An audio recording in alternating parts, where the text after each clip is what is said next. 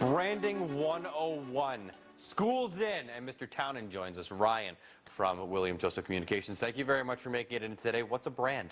What is this? A brand is the big idea, the expectations that customers have about your product or your service. So a brand is everything that represents you as a company or even a person. You have a brand. I'm a brand?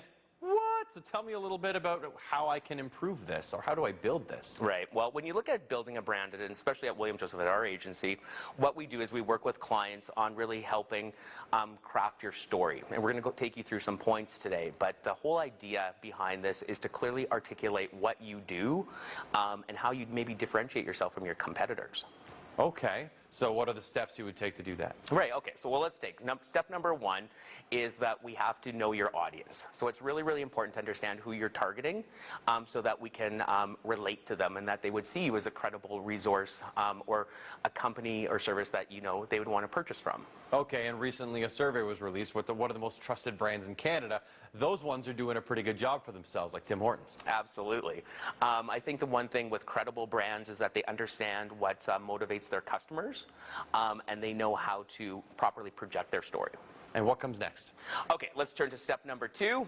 So it is tell your story. So when you tell a story in a brand, you need to focus on two parts. You need to focus on the words, your key messages, your attributes, like what do you stand for, what's your story? But you also have to focus on the visual. And so at William Joseph, we use something called a mood board to help tell your story or your brand through the graphic side. So next time that you bump into a company, start thinking about what are those key messages that come to mind when I see or interact with that brand, and then what's the visuals that also kind of resonate with me.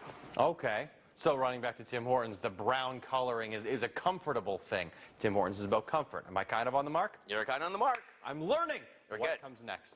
All right, let's turn to number three, be consistent. So I don't know if you've heard of the brand police or the logo police, but branding is all about keeping all of those fine details very, very consistent. So it doesn't matter if I bumped into your brand in your store or I saw your packaging on a counter.